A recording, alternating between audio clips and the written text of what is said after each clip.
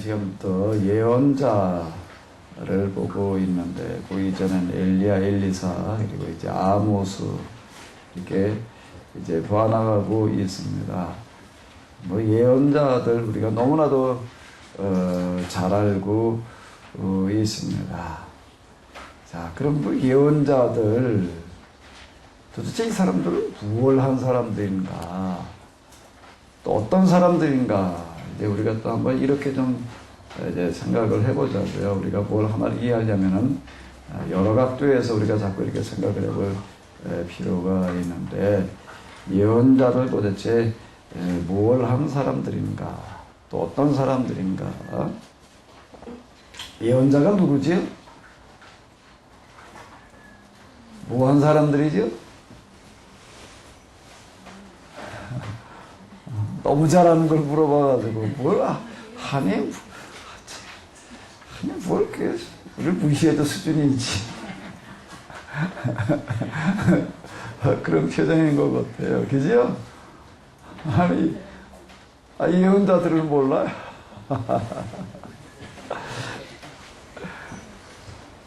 자, 그럼 다시. 율법이 뭐지요? 아니, 율법? 뭐 또 그런 걸 또 물어보냐. 그거 뭐, 아니, 율법 모를까봐 그걸 물어보고 있냐. 사실 이제 우리가 이렇게 생각이 되는데,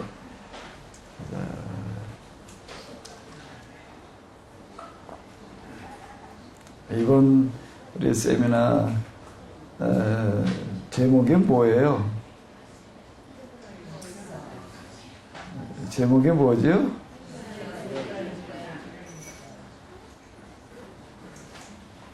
표지를 한번 보셔. 뭐라고 쓰여져 있나?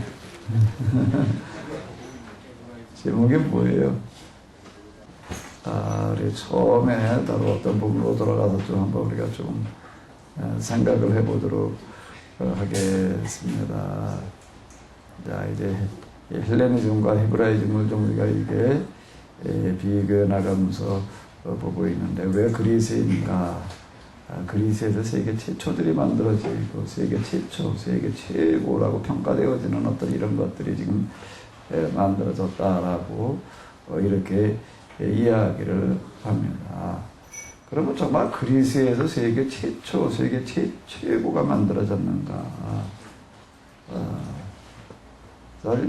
그냥 일반적으로 역사가들은 이렇게 얘기를 합니다. 그리스에서 세계 최초, 세계 최고가 만들어졌다. 그리스를 빼놓고 나서는 세계 최초를 하지 말아라. 이렇게 얘기를 하는데, 근데 우리는 그거에 대해서, 맞아, 그래.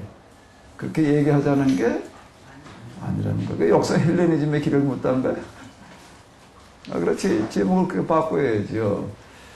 세계 최초가 그리스에서 만들어졌다. 그리스를 빼는 건 최초, 최고를 논하지 말아라. 이렇게 얘기를 하는데, 우리는 그거에 대해서 뭐라고 얘기를 하자는 거예요?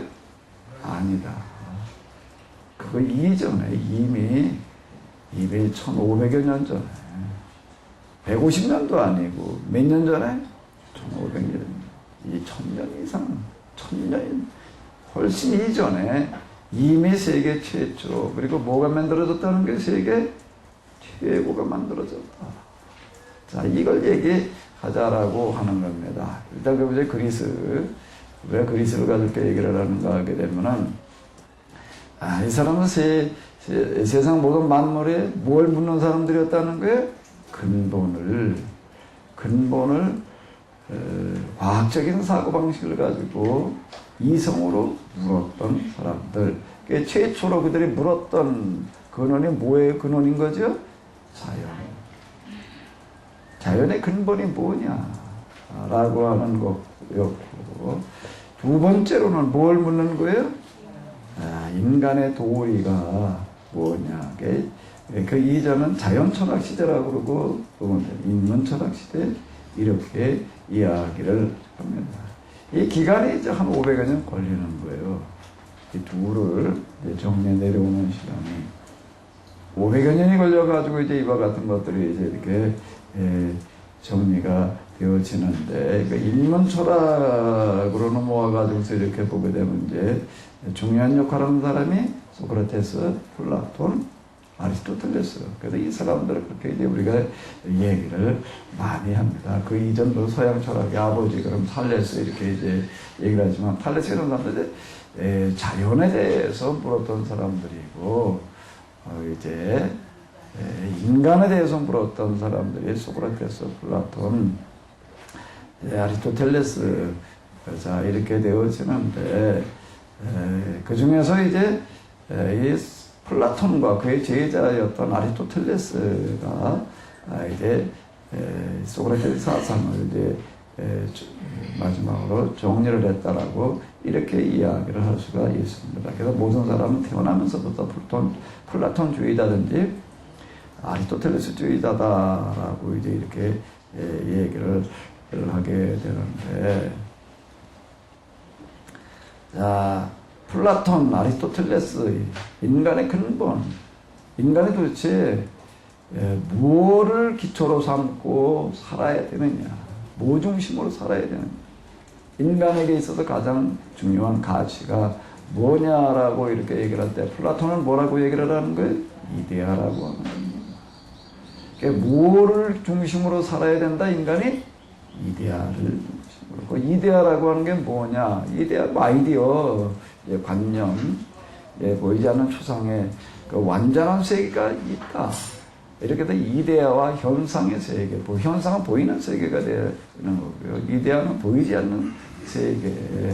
이 사람은 이제 그 학교 간판에다가 저 현수막에다가 뭐라고 써붙여놨다고요? 기하학을 모르는 자는 이문에 들어서지 보이는 세계만 가지고 보이는 세계에 치우쳐서 살아가려고 하는 사람은 여기에 들어오지 마라. 그럼 여기는 뭘 다루는 데라는 거예요? 이데아의 세계를 우리가 찾고 추구하고 이데아의 세계의 삶을 우리가 실현하려고 하는 데다. 이데아라고 하는 거가 뭔가 하면 참이다. 이제 그리고 최고의 이데아는 소원이다. 이제 이런 식으로다가 이제 이야기를 합니다. 이데아의 삶을 살아야 된다라고 하는 거예요.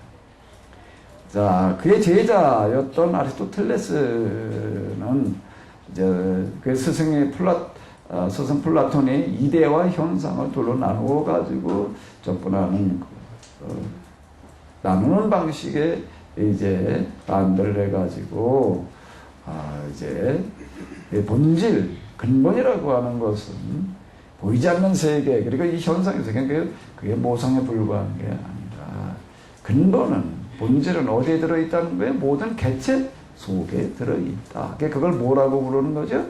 형상. 현상하고 형상하고 좀 다릅니다.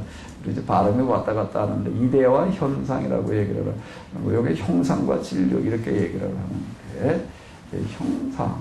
그러니까 이제 자연 만물을 관찰을 하면서 근본 본질이 어디에 들어있냐면 모든 개체 속에 들어 있다. 자, 이제 이렇게 얘기하는 거죠. 우리가 다 봤지요. 모든 만물이 추구하는 것은 뭔가 하게 되면 선을 추구하는 거다. 최고의 선이라고 하는 것은 뭐냐? 행복이다.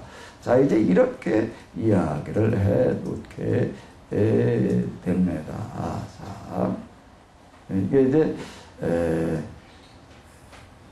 헬라 철학, 헬라 문화가 낳은 그런 하나의 결론이 되는 거예요.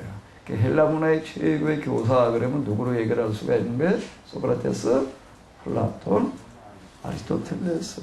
자, 이제 어쨌든 이런 거에 기초해 가지고서 세계 최초, 최고 뭐 이런 게 만들어졌다. 이런 평가가 나오게 됩니다. 그런 평가가 나오게 되는 것은 이 문화가 알렉산더를 통해 가지고 이제 지중해 세계에 확산되어지고 그리고 이제 르네상스 이후에 다시 재발견되어져 가지고 현대를 지배해 오다 보니까 서양 사람들로부터 이와 같은 평가를 이제 받게 됐습니다.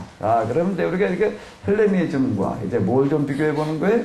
헤브라이즘을 이렇게 비교해 볼 때에 헬레니즘의 교사를 뭐라고 부르냐면 철학자라고 이렇게 부릅니다. 누구라고 부른다고요? 철학자.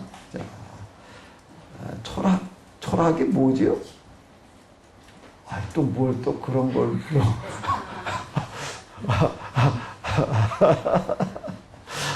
철학자라 그러는데 철학이 뭐예요? 철학이 뭐예요? 지혜를 사랑하는 지혜에 대한 사랑. 자, 이렇게 얘기를 할 수가 있는 게 여기다 지혜를 찾는 거예요. 지혜. 예? 여기 지혜의 추계 시대. 뭐 이제 이런 식으로 이 사람들은 이제 얘기를 하는 게 지혜를 이제 중요하게 여긴다라고 하는 겁니다. 다시요. 그러면 헬레니즘의 교사들을 뭐라고 부른다고요? 철학자들. 철학자들은 헬레니즘을 뭘 중요시하고 뭘 추구한다고요? 지혜. 무슨 지혜요? 합리적인 이성의 지혜를 추구하는 거죠. 자, 그러면 이제 우리가 이제 뭐 우리가 앞에서 다 다뤘던 그런 것들이니까 이제 다시 한번 좀 상기해 보는 거예요. 이게 한 주일에 한 번씩 하다가 보니까는 그리고 15주를 진행을 하다 보니까 먼저 한 거 다 잊어버려요. 잊어버리고 지금 뭘 하는지 또 지금 이제 이게 또 이제 혼동이 날 수 있으니까 이제 우리의 좌표를 우리가 어디쯤 와가지고 뭘 하고 있는지를 다시 한번 좀 이제 더듬어 보자라고 하는 겁니다. 그럼 이제 헬레니즘인데 이제 우리 헤브라이즘으로 넘어와가지고 이제 헤브라이즘으로 넘어와서 이제 우리가 다뤄보면 헤브라이즘의 교사를 뭐라고 부르나? 헤브라이즘의 교사를 뭐라고 부르는 거예요? 그 예언자라고. 헬레니즘의 대표자들은 철학자라고 이렇게 얘기를 하는 거고, 헤브라이즘의 대표자들은 누구라고 얘기를 하는 거예요?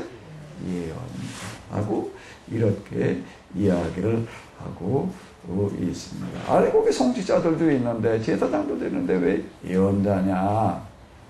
우리가 이렇게 얘기를 할 수가 있습니다. 물론 율법에서 세워진 사람들은 제사장들이었습니다. 근데 이 사람들이 제 기능을 못하다 보니까 그 기능을 대신한 사람들이 누군가 하게 되면은 예언자들이었다. 그래가지고 이제 후대에 와서 평가는 제사장들로 평가를 받고 있지를 않고 누가 평가를 받고 있는 거예요? 예언자. 그럼 예언자들은 뭘 한 사람들이에요? 뭘 한 사람들이에요? 예언자, 철학이라고 하는 게 철학, 우리말로는 이제 철학이라고 번역을 해놔서 이제 그랬지만, 그 필로소피, 그 지혜에 대한 사랑, 지혜를 추구하는 거다. 그럼 예언자는 뭐예요, 예언자? 뭐 예언하는 사람이겠지. 무슨 예언? 예언하는 사람이겠지. 맞는 얘기예요. 예언하는 사람인데 무슨 예언을 하는 거지요? 무슨 예언을 하는 거지요? 세상 종말을 언제 종말이 온다라고 하는 걸 말하는 사람들인가? 장래 일어날 기륭화복을 미리 말해주는 사람들인가? 예언이라고 하는 그 단어는 같지만은 세상에서 다른 종교에서 얘기하고 있는 예언은 점성술을 얘기를 하는 겁니다. 성경에서 얘기하고 있는 예언은 성경에서 얘기하는 예언은요? 뭐가 예언이죠? 하나님의 말씀을 하나님의 말씀을 선포한다는 게 뭐예요? 하나님의 말씀을 선포한다는 게 뭐 하는 거예요? 오늘 우리가 예언의 은사라고 하는 어떤 이런 걸 가지고 얘기들을 많이 하는데, 예언의 은사라고 이렇게 얘기를 하고 예언의 은사를 받아가지고 예언 활동을 한다라고 예언한다라고 하는데, 정작 예언이 뭘 하는 건지를 모르고 그냥 하게 되면은 뭐처럼 되어지는가 하게 되면 일반 점성술을 이야기하는 쪽에서 기륭화복을 말하는 그런 걸 예언으로다가 이렇게 이해를 하고 그런 거를 말하게 되면 예언의 은사를 받았다라고 이렇게 지금 평가가 되고 있습니다. 예언자들은 하나님의 말씀을 선포해요. 그 하나님의 말씀 선포하는 게 뭘 하는 거예요? 하나님 말씀, 하나님 말씀 말하는 거지. 하나님 말씀, 어떤 하나님 말씀, 기도하다가 어쩌고, 이런 거? 뭐예요? 하나님 말씀을 선포한다는 게 뭐라는 거예요? 우리가 오늘 지금 하나님의 말씀 선포한다라고 얘기를 하는데, 설교를 하나님의 말씀이라 이렇게 얘기를 하는 거예요. 하나님 말씀 선포하는 게 뭐 하는 거예요? 그냥 이렇게 저렇게 설교 준비해가지고 나와서 얘기하면 그냥 하나님 말씀이 되나요? 하나님 말씀 선포하는 건가요? 뭐가 하나님 말씀 선포고 뭐가 설교지? 요즘 이제 우리 예언한다라고 얘기를 하지 않고 설교한다라고 이렇게 얘기를 합니다. 그 설교나 예언이나 같은 의미를 가지는 거예요. 같은 의미를 가져요. 자, 뭐가 예언이죠? 그럼 이제 다시 물어봐요. 자, 헬레니즘에서는 가치 기준으로다가 설정해 놓은, 인문 철학으로 넘어가서 가치 기준으로 설정해 놓은 마지막 결론이 뭐예요? 플라톤은 뭐라고 얘기를 했다고요? 이데아라고 그랬고, 아리스토텔레스는 뭐라고 그랬고요? 형상이라고 그랬고. 그걸 이제 진리, 이렇게 얘기를 합니다. 그러면 헤브라이즘에서 얘기하고 있는 가치 기준, 결론은 뭐지요? 그걸 뭐라고 불러요? 그걸 뭐라고 불러요? 너무 잘하는 걸 물어봐가지고도 모르시는 거예요. 너무 잘하는 걸 나는 물어보는데, 아주 쉽게 물어보는데, 여러분들 너무 어렵게 받아들여가지고, 어렵게 생각하니까 지금 이게 정리가 안 되는 거예요.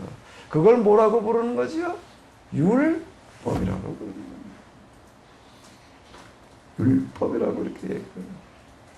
율법.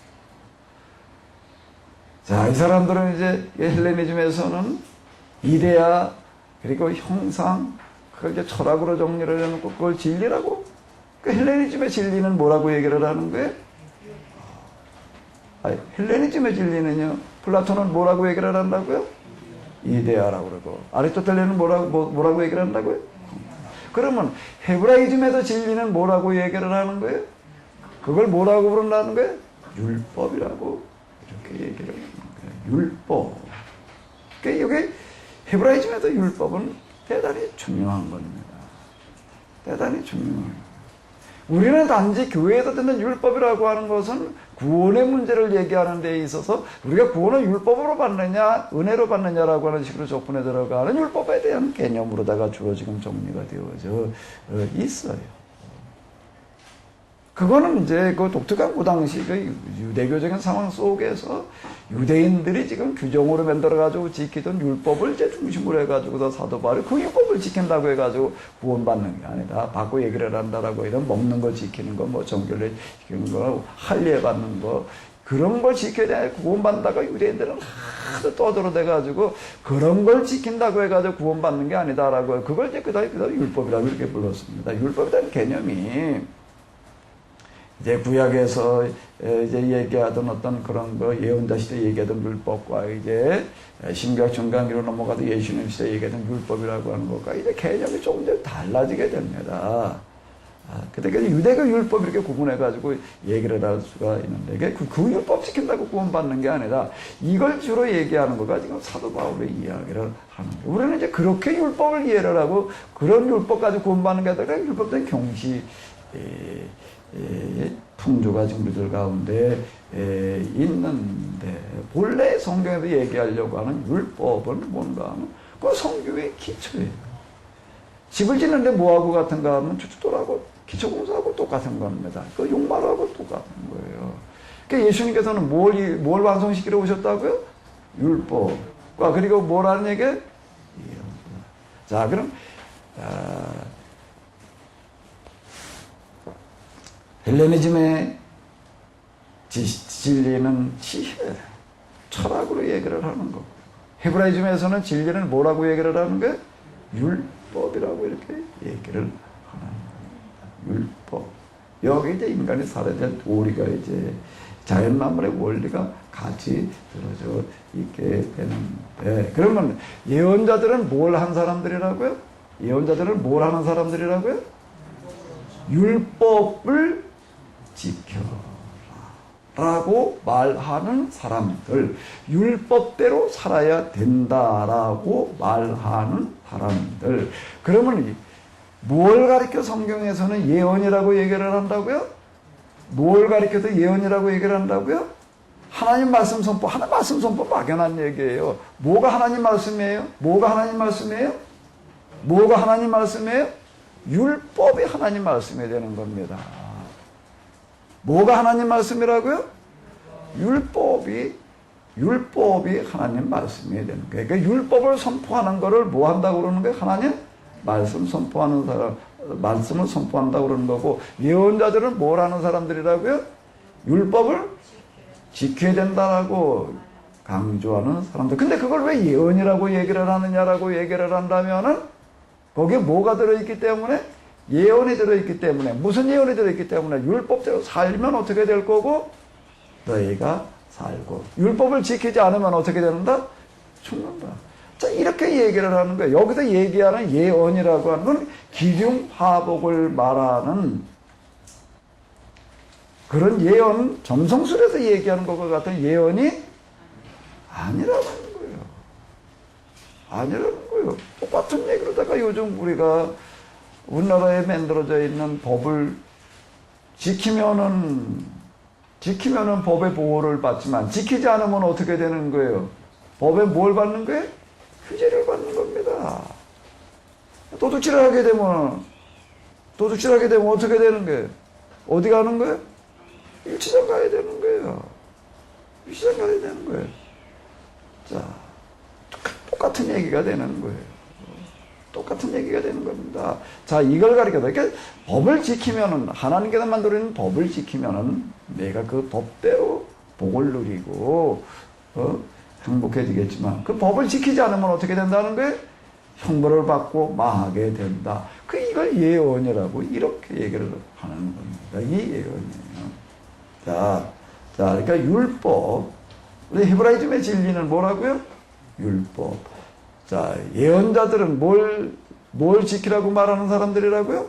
율법을 지키라고 말하는 사람들. 하나님 말씀 선포라는 게 뭘 하는 거라고요? 뭘 선포하는 거라고요? 율법을 어떻게 선포하는 거예요? 율법을 어떻게 선포하는 거예요? 율법을 그냥 갖다 놓고 그냥 읽어주기만 하면 끝나나? 읽고 그 다음에 어떻게 해야 되는 거죠? 이게 뭘 말하는가 하면 읽고 그 율법에 대해서 해석해주고 설명해주는 거를 뭐라고 얘기를 하는가 하면 그걸 뭐라고 그러는 거예요? 하나님 말씀을 선포한다고 그러는 거고 예언한다고 그러는 거고 오늘은 뭐라고 얘기를 하는 거죠? 설교한다라고 이렇게 이야기를 합니다. 누가 했던 뭔 좋은 소리 뭔 소리 명언집에 나오는 얘기를 끄집어내다가 뭐 쭈루리 나열해 놓는 거 그건 설교가 아닌 거예요. 교양 강좌지. 그건 교양 강좌지. 예? 우선 우리가 지금 쓰고 있는 예화 뭐 어쩌고 저쩌고 뭐 하는 어떤 이런 것들 같은 경우에도 지금 사실 오늘 우리가 설교라고 하는 게 교양 강좌 수준이지. 성경에서 얘기하는 설교라고 하는 건 뭘 읽고 해석을 해주는 거라고요? 율법. 그럼 복음은 뭐냐? 또 그럼 복음이 뭐예요? 어디 그럼? 뭐 또 그런 걸 물어봐. 우리가 뭐 지금 뭐 어린이집에 온 사람인 줄 알아. 복음은 뭐지 그러면? 지금 왜 자꾸 율법을 가지고 얘기를 하라고 그래? 뭐 율법으로 해석하는 게 뭐 설교라고? 우리 뭐 선포하는 게 설교라고 그러는데 복음을 선포해야지. 자, 이렇게 얘기를. 그 복음이 뭐예요 그러면? 복음이 뭐가 재해석이고 또 동시에 그걸 예수님께서 뭐라고 얘기를 하신 거죠? 율법과 예언자의 완성을 이제 자. 그러니까 율법과 복음이 다른 건가요? 율법과 복음이 다른 건가요?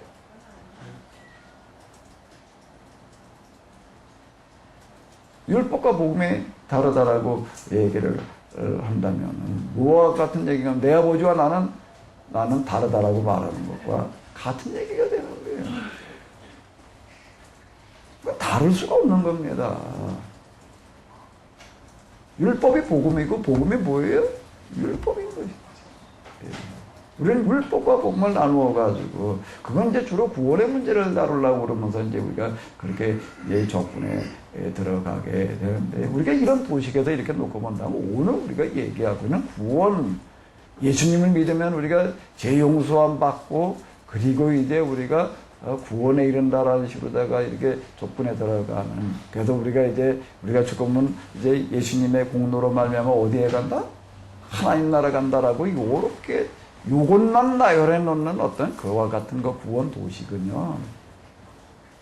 그렇게 나열해놓고 끝나는 구원 도시, 그건 성경에서 얘기하려는 것과 거리가 멀어도 한참 멉니다. 거기까지만 얘기하고 끝나버리는 구원 도시. 한참 멀어요.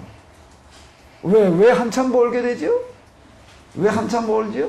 그렇게 얘기하고 끝나버리게 되면 예수님께서 이 땅에 오신 것은 우리 모두를 구원하러 오셨다. 그 구원이라고 하는 게 뭔가 하면 예수님께서 십자가에 돌아가시면서 우리 모두의 뭐를 짊어지고 돌아가셨다? 죄를 짊어지고 돌아가셔서 이제 그분 앞에 우리가 우리의 모든 죄를 고백하면 뭐가 된다? 용서받는다. 용서받고 이제 그 다음에 뭐에 이른다? 구원에 이른다. 그래서 우리가 이렇게 살다가 이제 죽으면 그 다음에 어디 간다?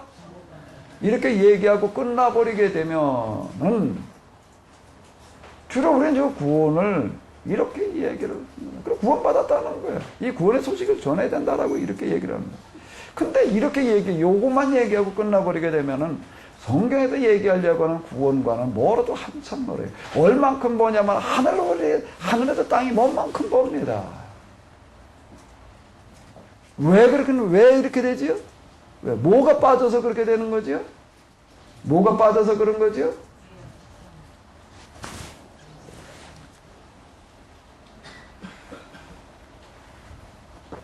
금방 제가 얘기한 지금 우리가 교회에서 가르치고 있는 바울 서신을 들먹거려 가면서 주로 바울 서신을 들먹거려 가면서 우리는 지금 구원을 얘기를 합니다.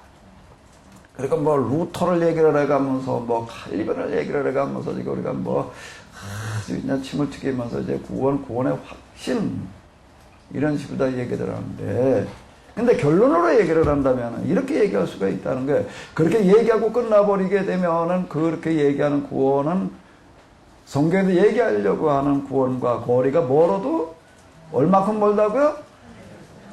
하늘에서 땅이 먼 만큼 멀다는 겁니다. 왜요? 아주 기본적인 도식입니다. 여기는요. 왜 그런 현상이 벌어지는 거예요? 왜 그렇게 성경에서 본래 얘기하려는 구원과는 거리가 먼 거 상관없는 게 돼버리고 말게 되죠? 왜요? 뭐가 빠졌기 때문에? 율법이 빠져있기 때문에 그런 겁니다. 율법과 예언자의 완성은 빠져있는 거예요, 거기에. 우리는 성경에서 구원에 관해서 들으면서 율법이나 예언자들을 기초로 하는 구원에 관한 이야기를 들어봤나? 그건 율법은 구원받는 게 아니다라는 식으로나 들어봤지. 율법으로 구원받는 게 아니라 복음으로, 은혜로, 믿음으로 이렇게 얘기를 하고 있는 거죠. 율법은 행위로 구원받는 게 아니다. 이렇게 듣고 있는 겁니다. 우리의 구원이 완성되려면 그 구원은 뭐로부터 출발을 해야 된다고요? 율법으로부터 출발을 해야 된다고.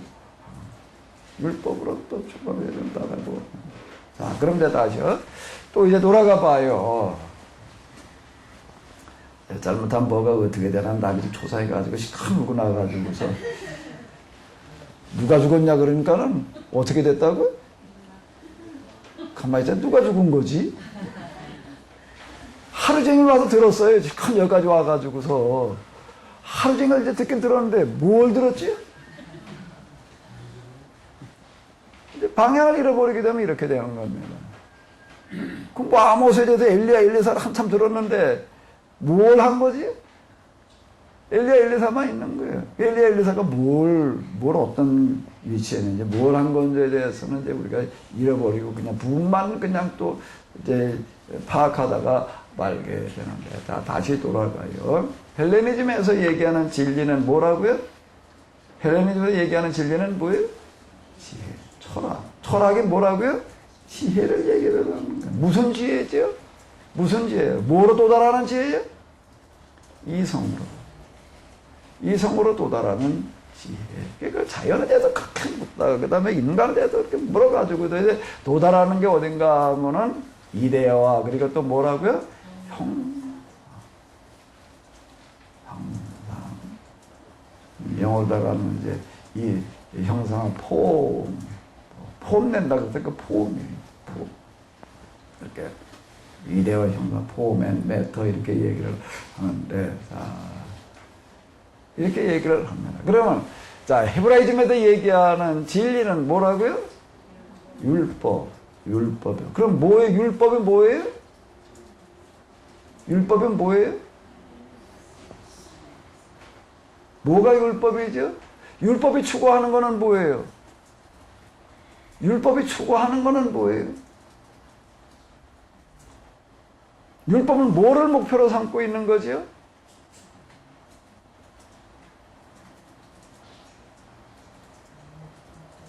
율법은 뭘 추구하나요? 율법 뭘 추구해요?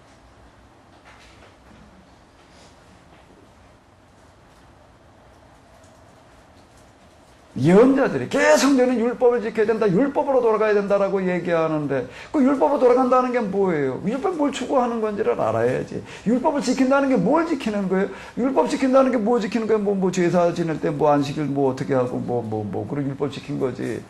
그 예언자들이 이렇게 얘기를 하면 그 율법 지킨 게 아니야. 그 율법을 모독한 거지. 이렇게 얘기를 합니다. 제사장들은 율법을 지킨다는 게 의식으로 와가지고도 제사 의식을 지키면은 그 율법을 지킨 거다라고 이렇게 얘기를 하고 있는 거예요. 맞는 얘기 읽어보니까 다 그렇게 기록되어져 있으니까.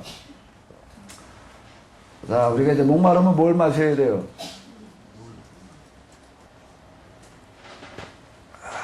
물을 마셔야 돼요. 그죠? 목마르면 이 물을 어디 가서 구해와야 되나? 어디 가서 구해와? 저기 여기 저수지 큰 거 있는데 가서 또 먹으면 되지.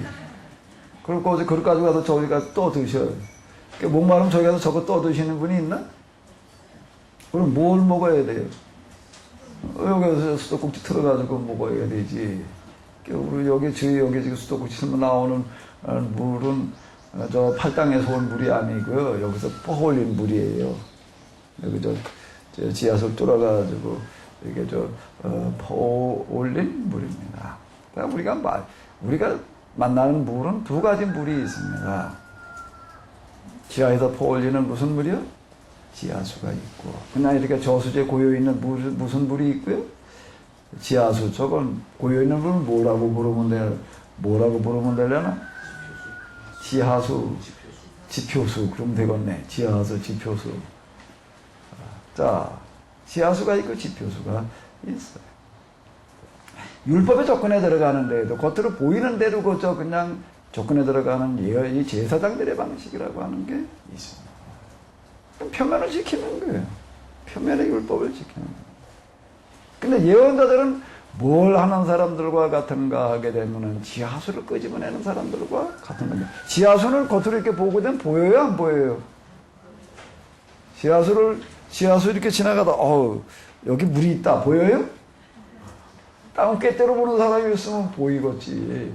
지금 이 동네 와가지고, 여기 와가지고서 이렇게 보니까는, 여긴 그래도, 산중턱에 있고 그래가지고, 이 뒤에 또 누가, 살고 있지를 않고 이래가지고, 여기 좀 물이 그래도 괜찮은 물이 나올 것 같다. 여기 또 아주 이 동네 사람들이 옛날부터 그랬다 먹때 물이 여기 하나 있었어요.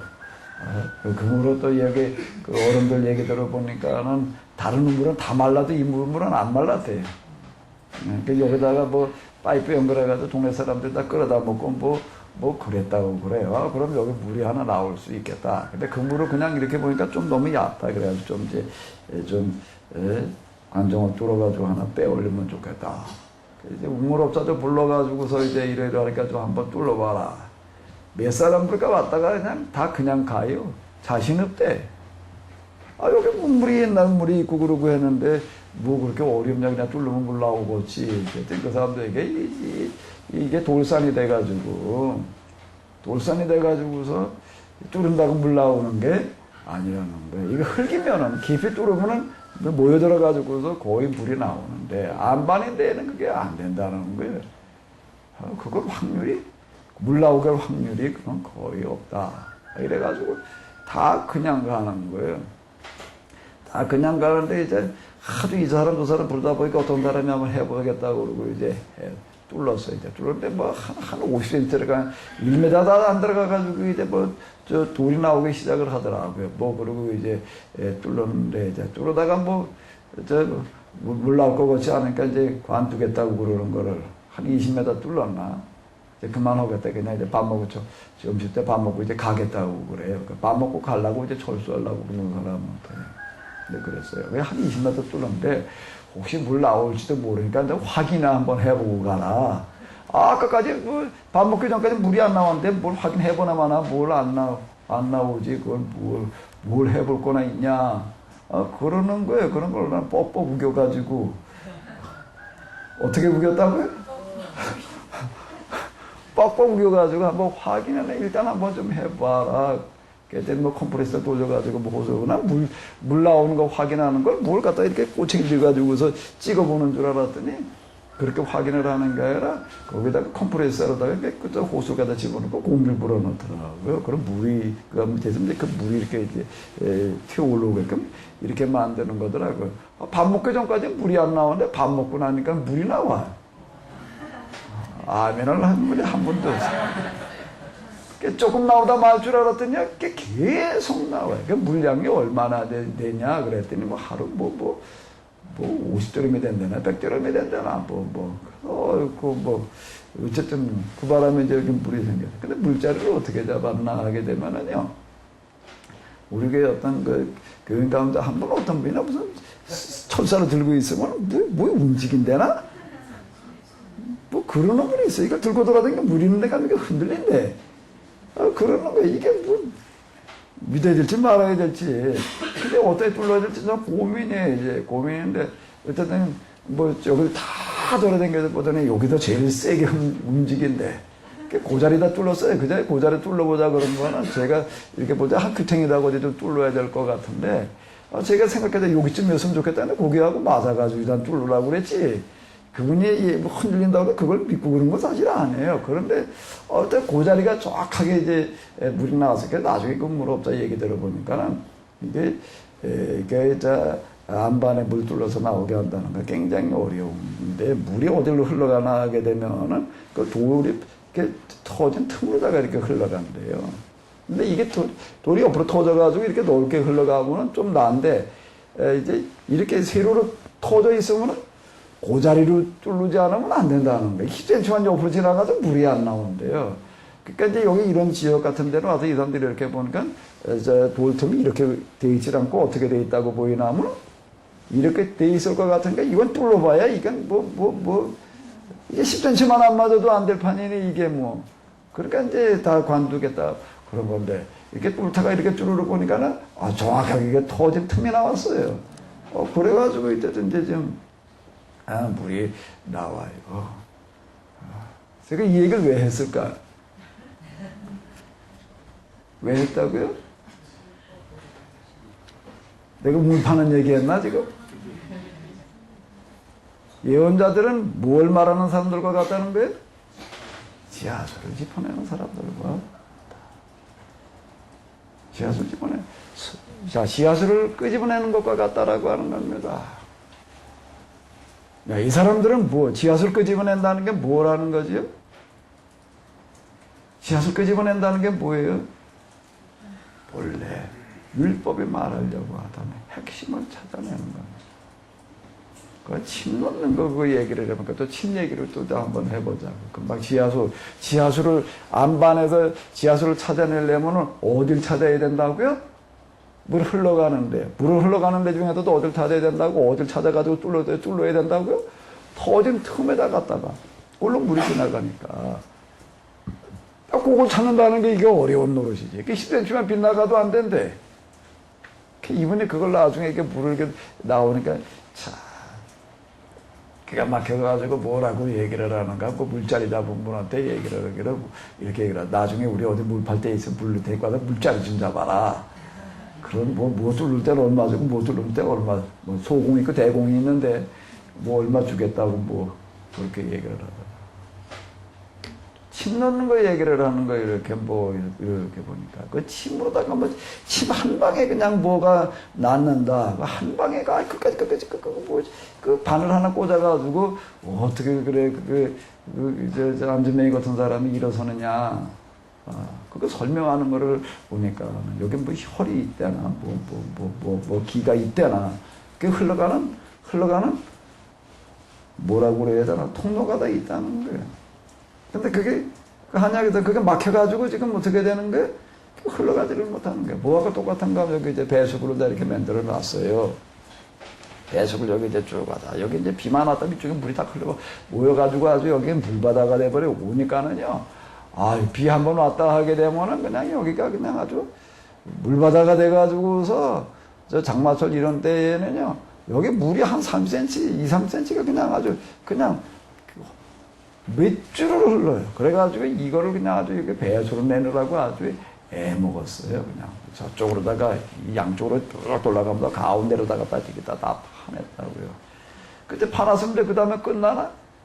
아니, 이게 또 이게 1년에 한 번씩 그냥 가을만 되면 낙엽이 그냥 뒷다 떨어져가지고 나도 여기 지천으로 쌓여놓으니까 되고 어떻게 해야 되나? 이제 장마철 되기 시작, 지금쯤 되면 이제 뭐 해야 되나? 뭐 해야 돼요? 다 치워야 됩니다. 치워도 이제 비 한 번 오게 되면은요, 비 한 번 오게 되면 수시로 돌아요. 뭘 돌까? 뭘 하러 돌까요? 비에 뭐가 떠내려오는 거죠? 나무꾸지하고 자급이 떠가지고 뭘 막아요?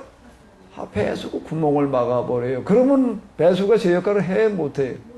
어제 이거 뚫어야 돼요, 이제 이거. 뚫어야 돼요. 뚫으면 그 다음 물이 어디로 내려가는 거예요?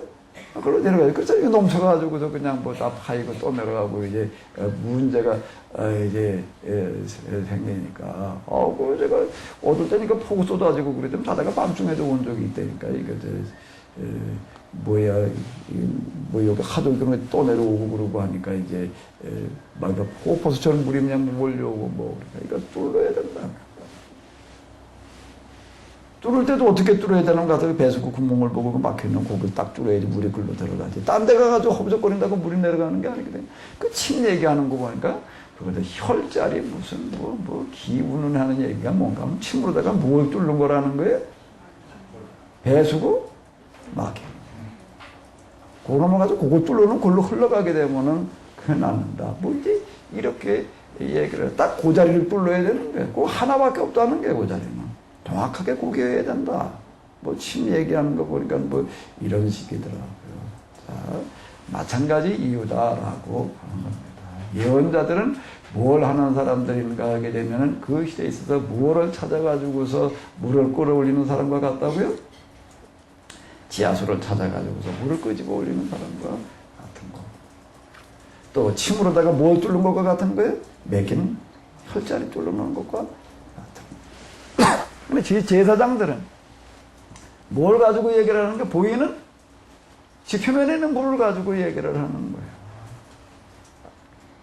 거예요. 사실 우리가 지금 먹는 물들은 지표면에 흐르는 물 가지고서는 문제가 생겨요. 그 물 먹어가지고서는요. 그 농수로 놨을 수 있는 거지요. 우리는 뭘 먹어야 되는 거예요? 지하수를. 지하수를 이제 끄집어다가 먹어야 되는 건데. 자, 이 예언자들은 율법을 가지고 이걸 끄집어내는 것과 같은 사람. 율법을 읽고 그거를 어떻게 하는가 하면 해석해주고 이렇게 해야 된다라고 얘기하는 사람들이고, 제사장들은 뭐라는 사람들이니까 그냥 거기에 기록되어져 있는 무슨 제사의식, 예배의식 뭐 기타 등등 이거나 가지고 이걸 지키면은 율법을 지킨 거라고 이렇게 얘기하는 거. 그 지금 목마르면 그릇 들고 가서 저수지 물 퍼먹으라고 얘기하는 거고, 저기 물 있으니까 물 퍼먹으라고 얘기하는 거고, 같은 얘기가 이제 되는 겁니다.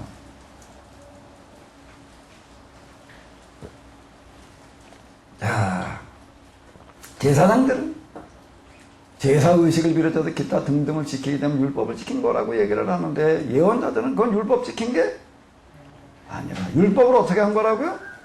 모독한 거라는 겁니다. 근데 사람들이 이제 헷갈려. 제사장들이 하는 말이 성경 읽어보니까 어때요? 맞아. 맞아. 그럼 뭐 먹어라, 먹지 말아라, 뭐 그런 거 지키고, 이렇게 해라, 저렇게 해라, 이런 거 하지 말아라. 그래.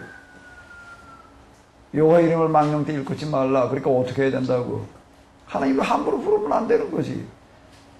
그런 거야. 안식일을 지켜라. 그러니까 안식일 날 어떻게 해야 되는 거야? 거룩하게 지키려면 일하지 않는 거야. 뭐 하지 마라, 뭐 하지 마라. 이런 식으로다가 이제 얘기를 하는 거야. 그럼 안식을 지키는 거고, 그러면 하나님 이름을 망대되 이것이 말라고 그러는 거를 아도나이라고 부르게 되면은, 그거 지킨 거고. 근데 예언자들은 그렇게 말하지 않는다는 거야. 예언자들은. 그러면 율법을 하나님은 무독한 거라고 참 이렇게 얘기를 해요.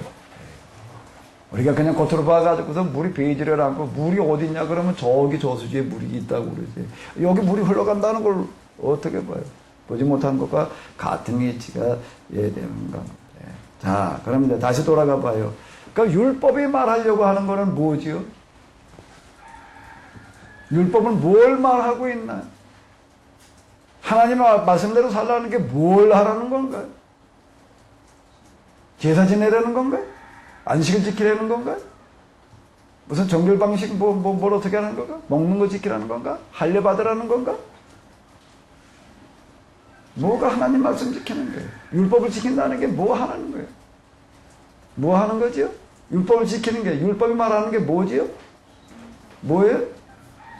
여태 그렇게 얘기를 했는데 오늘 시험 오셨나? 율법에 말하려고 하는 게 뭐라고요?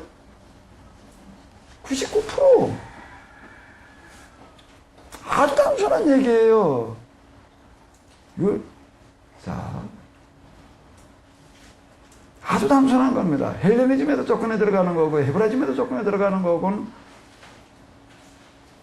접근 방식이 전혀 달라요. 거기는 합리적인 어떤 그런 지혜라고 하는 게 인간의 지혜로다가 무슨 진리의 세계 깨달음으로다가 뭘 어떻게 해가지고서 그냥 해가지고서 그 진리에 도달을 하는 거예요. 그 합리적인 지혜에 도달을 하는 거예요. 철학적인 지식, 철학적인 진리예요, 거기는. 근데 헤브라이즘의 진리는 뭐라고요?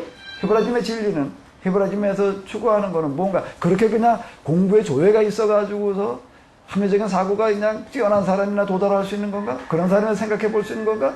그건 그런 거, 우리가, 헬레니즘의 그 철학이라고 하는 건 어디서 만들어졌는가 하면 아테네인데, 아테네의 특징 가운데 하나가 뭔가 하면 여유라고 하는 겁니다.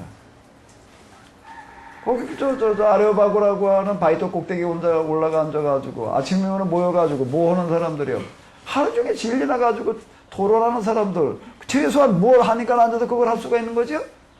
밥을 먹으니까 밥 먹을 걱정해도 벗어난 사람들이니까 하루 종일 매일 앉아가지고 그거나 얘기하고 있지. 하루 종일 일해도 이게 밥 먹을 것도 안 되는 사람이 언제 모여 앉아가지고 진리가 뭐냐는 거 토론할 시간이 있나? 그런 사람이나 해보는 건가? 거기는 엘리트나 해볼 수 있는 겁니다. 그러니까 헬레니즘은 누구로부터 만들어지는 거예요? 엘리트가 만들어내는 엘리트 문화가 되는 겁니다. 근데 헤브라이즘은요? 헤브라이즘은 관심과 초점이 뭐로부터 출발을 한다고요? 뭐로부터요? 99%로부터 출발한다는 겁니다. 살고 있는 사람 99%가 다 어떤 사람들이기 때문에요? 다 비참한 삶을 살아가고 있는 사람들. 현실의 굴레에 매여가지고서 여유라고 하는 게 전혀 없는 겁니다. 여기는. 헬레니즘은 여유가 만들어내는 문화지만은 헤브라이즘은 여유가 아니에요. 뭐가 만들어내는 거지요? 그럼 뭐가 만들어내는 거예요? 헤브라이즘은 99%가 다 그냥 비참한 삶을 살아가는 거예요. 여유 있는 사람이 한가하게 앉아서 찾아내는 진리를 가리켜서 헤브라이즘에서 얘기하는 진리라고 이렇게 얘기하지를 않아요. 그러면 이 헤브라이즘은 그 누가 만들어내나? 누가 만들어내? 99%가 만들어내는 거예요. 비참한 삶을 사는 사람들. 언제 앉아서 진리가 뭐냐라고 이런 거 가지고 얘기할 겨를이 없는 사람들이에요. 그 사람들이 오는 거예요. 그 사람들이 어떻게? 뭘 가지고 해봐야 되는 거지? 그 지혜를 추구하는 걸 가지고 헬레니즘은 만들어집니다. 그 헤브라이즘은 뭘 가지고 만들어지나? 뭐 가지고 율법이 만들어지는 거죠? 자, 다시 바꿔. 율법이 뭐냐라고 얘기를 한다라고 하게 되면은, 뭐를 해결하는 데 초점을 맞추고 있다고요? 99%의 문제를 해결하려고 하는데 초점을 맞추고 있는 거예요. 그러니까 거기 왜 그렇게 고아와 과부와 나그네의 이야기가 많은가 하게 되면은, 그 고아와 과부와 나그네라고 하는 거 99% 상징이 때문에 그런 겁니다. 이 부분에서 어떻게 해결된다는 거예요? 어떻게 해요? 어떻게? 뭘로다가? 지혜를 추구하는 걸로? 그건 헬레니즘이에요. 여기서 뭘로다가? 하루 종일 죽으라고 이러도 먹을 것도 안 되는 사람들. 그 사람들을 바라보면서, 무슨 출근 시간, 퇴근 시간이 어디 있어? 자기 여유라고 하는 게 전혀 없는 사람들. 뭐 주말? 주말은 무슨 주말? 주말은 무슨 주말? 제가 학교 다닐 때 집에서 어른들이 토요일 되기를 기다려. 토요일 주일 되기를. 왜?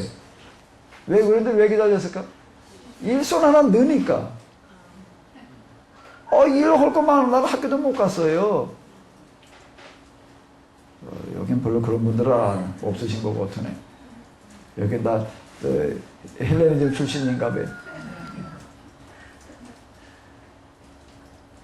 이 사람들을 바라보면 이런 삶을 살아가면서 뭐로부터 출발을 하는 거죠? 헤브라이즘은 그들의 삶을, 그들의 실상을 보면서 뭐요? 불쌍히 여기는 마음으로부터 출발을 하는 거예요. 뭐로 출발을 한다고요? 헤브라이즘은요? 불쌍히 여기는 마음이에요. 불쌍히 여기는 마음에도 출발하는 거예요. 불쌍히 여기는 마음으로부터 99%의 문제에 대한 해결이라고 하는 거가 뭔가 하면 제가 지금 얘기를 하는 거가 계속 얘기하는 건가 성경에서 얘기하려고 하는 핵심은 어디에 들어있는가 하게 되면은 하나님께서 아브라함을 부르시면서 하시는 말씀, 너는 뭐가 되어라? 복의 근원이 되어라. 땅의 모든 족속이 어떻게 해라? 너를 인하여 복을 받게. 하나님이 어떤 하나님이시라고요? 나는 여호와. 여호와라는 이름의 뜻 풀이가 뭐라고요? 불쌍한 사람을, 불쌍한 이들을 한없이 측은히 여기며 가난한 사람을 바라보면 가슴 아파 견디지 못하는 하나님이라는 뜻이 뭔가 하면 여호와라는 이름의 뜻이다 라고 하는 거예요. 자, 그러면 율법이 말하려고 하는 거, 율법이 추구하는 거는 뭐를 해결하는 거라고요? 가난하고 비참하게 살아가는 사람들이 그 시대에 몇 명이었다는 거예요? 90. 에이, 그건 옛날이나 그런 거지. 요즘같이 말이 현대화된 세상에 뭐 99%가 어디 있어라고 얘기를 한다라고 하게 되면은 제국의 치유해지고 계속 헷갈리는데 봐봐요. 자유민주 시대의 상징이라고 얘기하는 미국이 지금 어떻게 되어져 가고 있는가 하게 되면 빈부의 격차라고 하는 것들이 양극화라고 하는 거가 지금 어떻게 되어져 있는가 하면 지금 다시 99% 돌아가고 있다라고 하는 겁니다. 1%가 미국 재산의 30% 가지고 있느니 60% 가지고 있느니 그러고 있어요.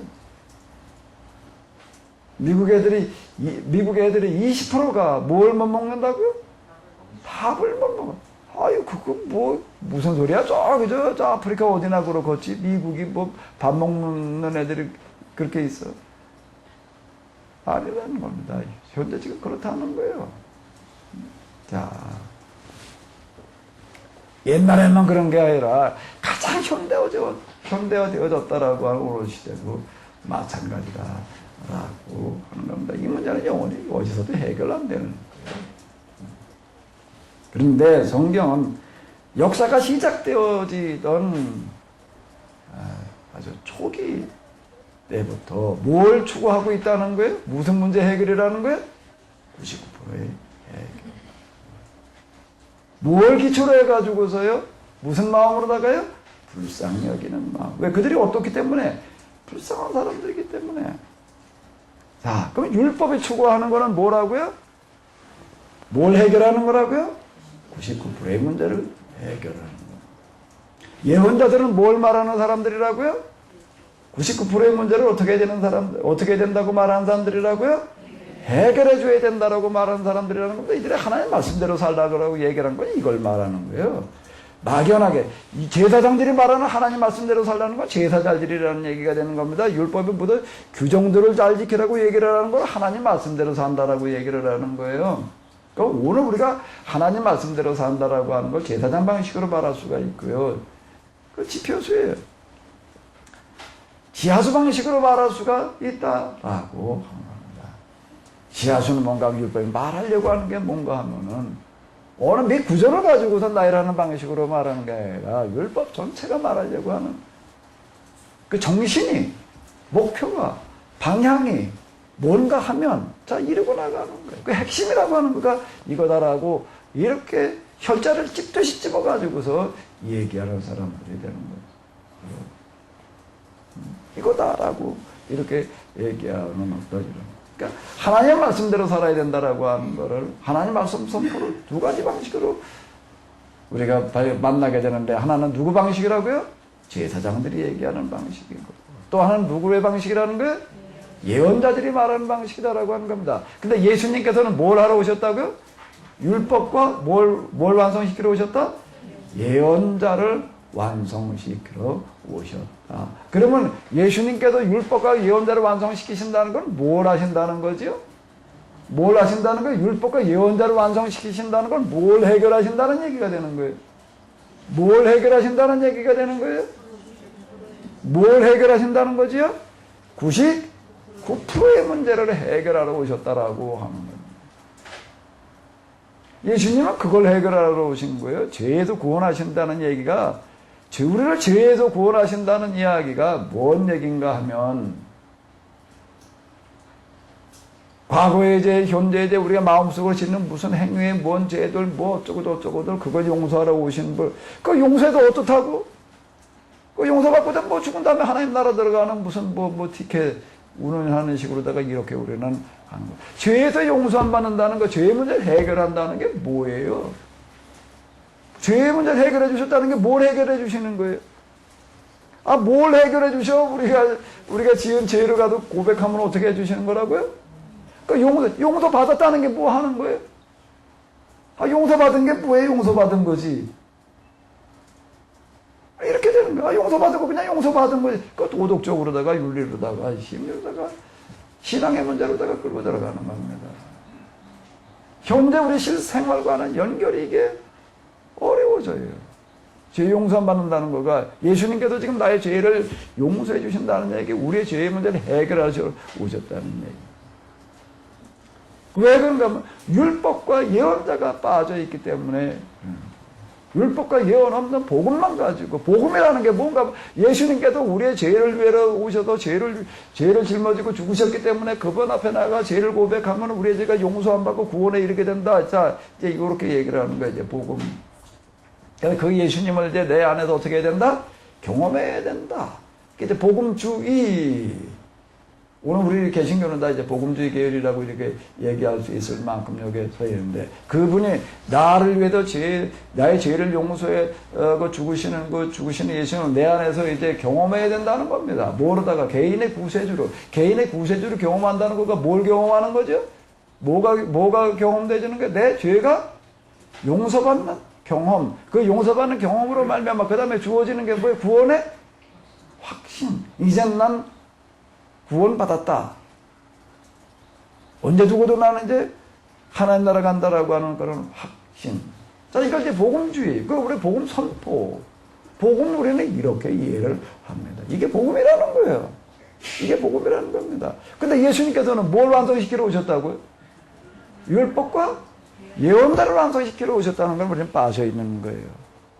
그 율법과 예언자는 뭘 추구하는 건데, 율법이 뭘 추구하는 거라고요? 99%의 문제를 해결하는 게 율법의 핵심이에요. 그런 게 어디서 당신이 그렇게 말하는 거겠지 아마 이렇게 생각할 수도 있고. 다시 한번 읽어봐봐 율법을. 그걸 영적으로 뭐 이렇게 해석하러 들지 말고 영적인 건 나중에 가서 할 일이고 이게 자꾸 우리는 이런 부분들을 영적으로 해석에 들어갑니다. 고아와 과부 나그네도 영적인 고아와 영적인 나그네 그렇게 얘기를 하려고 한다면 밥 먹지 말고 한번 어디 얘기를 해봐.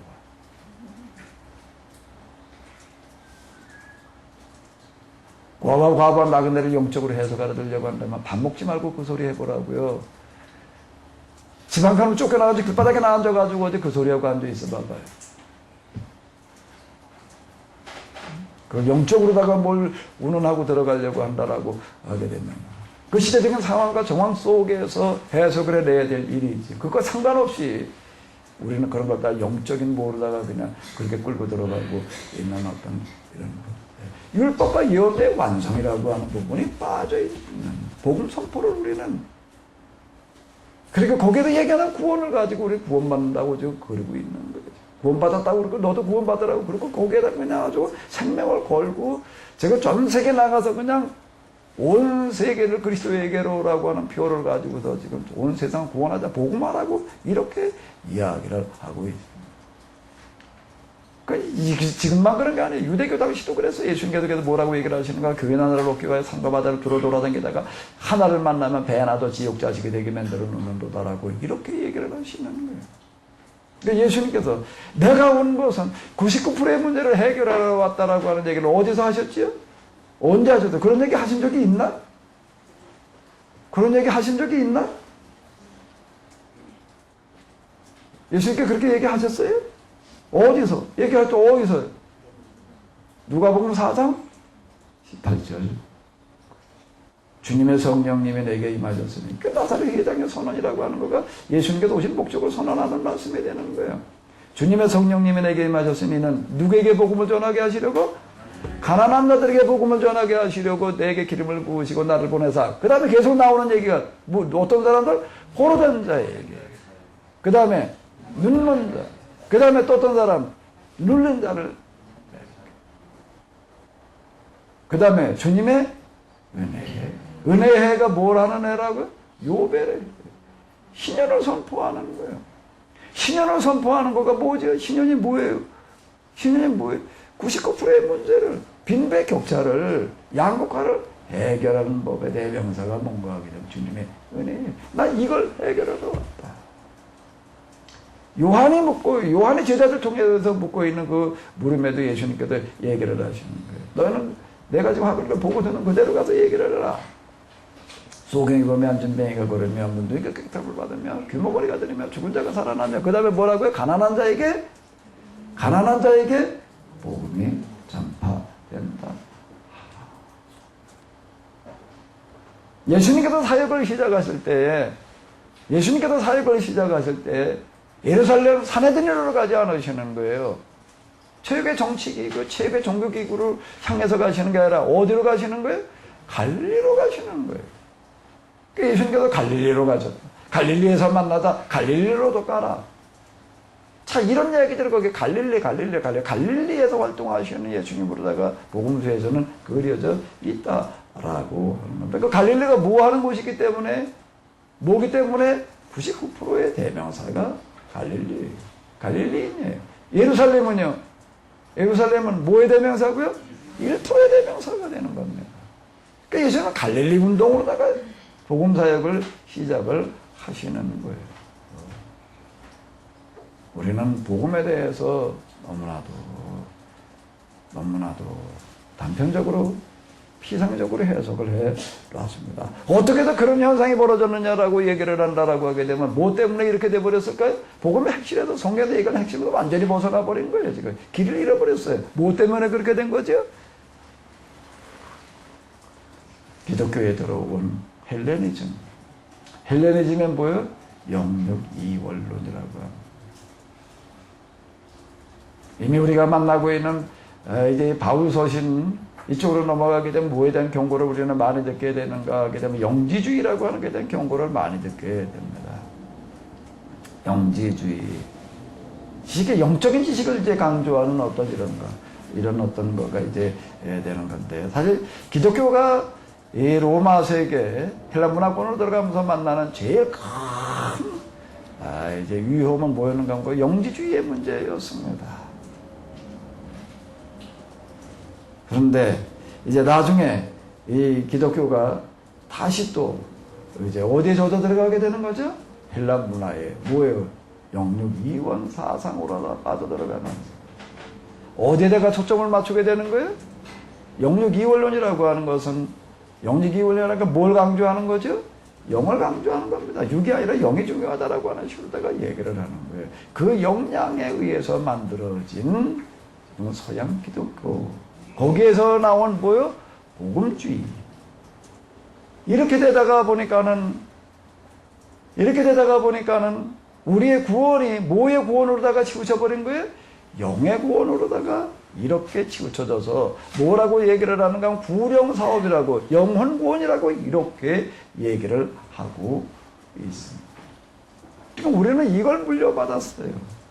이걸 물려받았어요. 그러니까 우리의 구원은 영혼 구원인가? 무슨 구원이에요?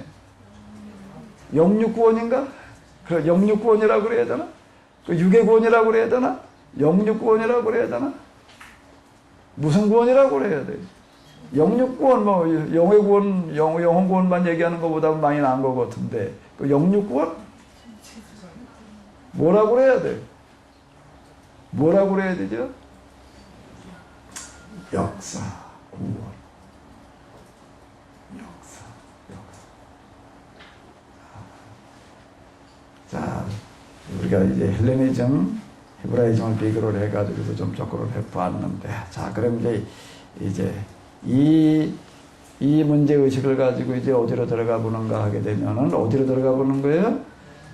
구약성의 설교자들, 누구라고요? 그 사람들이요? 예언자들로 들어가서 이제 한번 어디 잘 좀 봐요. 잘 좀 봐요. 이 사람들이 뭘 말하는 사람들인지. 엘리야, 뭘 하는 사람인지. 엘리사, 엘리야, 엘리사. 그리고 이제 그 후계자들 가운데 서 있는 누구의 그 다음에? 아모스, 호세아. 이런 사람들 뭘 말하고 있는 사람들인지 이제 이렇게 보게 되면 예언자들이 그 설교가 뭔지가 이제 좀 보이게 될 거예요. 사실 이런 것들 기초 위에서 봐야지 예언서가 보이는 거죠. 자.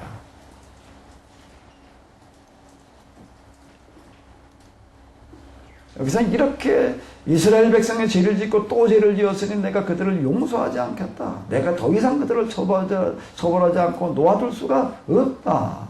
그들은 뇌물을 받고 죄 없는 사람을 죄인으로 만들며 빚을 갚을 수 없는 가난한 사람을 노예로 팔았기 때문이다. 뭘 말하는 거예요?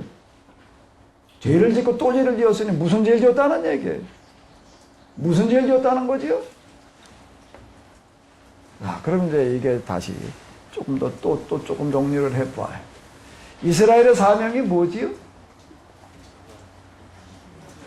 이스라엘의 사명이 뭐예요? 예? 뭐가 이스라엘의 사명이에요? 뭐가 이스라엘의 사명이에요?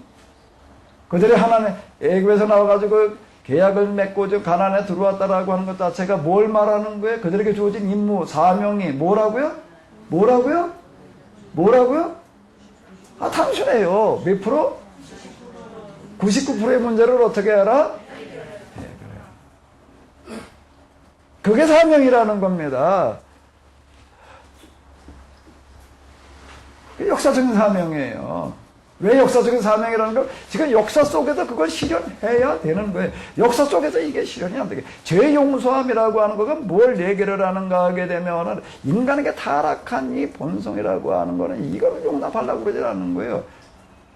내가 99%와 1% 중에서 뭐가 되고 싶은 거예요? 뭐가 되고 싶지요? 다 그랬으면 좋겠지요? 그 문제를 해결하라고 하셨다는 겁니다. 죄 용서함 받는다라고 하는 건 우리 안에 들어있는 그 마음을 버리는 거예요. 나 혼자 살라고 그러는 걸 버리고.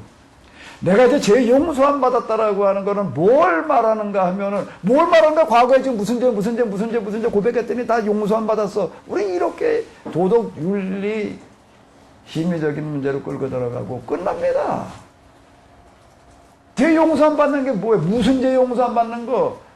무슨 죄 용서 안 받는 거? 살인하지 마라, 간음하지 마라, 도둑질하지 마라. 뭐 그런 거 기준으로 다 해가지고서 얘는 도둑질한 거, 간음한 거, 그런 거 회개하는 게, 그리고 용서 안 받는 게 그게 용서 안 받은 건가? 그럼 또 표준수가 되는 거야. 이거 가지고, 여기서 저기 가가지고서 저 소주 물 퍼먹으라고 얘기하는 거와 같은 얘기가 되는 거죠. 저거 가서 그 바가지 누구 가서 물 퍼먹으면 다 어떻게 될까? 다 병들어 죽지. 이 지역에는 온갖 쓰레기는 저기 다 들어가 앉아있는데. 그래서 그거 가서 퍼먹어봐.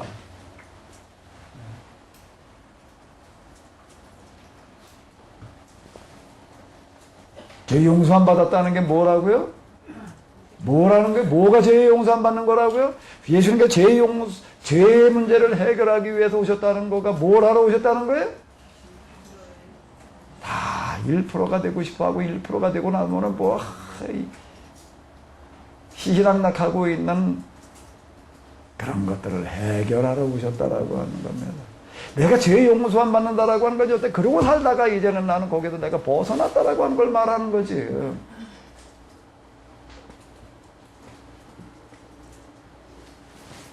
예수님을 믿는다라는 건 뭘 얘기를 하는가 하면 내 문제를 해결하기 위해서 하나님 앞에 나와가지고서 뭐 어쩌고 저쩌고 하고 그 문제를 해결하기 위해 집착하고 있는 사람을 가리켜 예수님을 따른다 크리스찬이라고 얘기하는 게 아닌 거예요. 그리스도를 따른다는 거가 뭘 하는 거예요?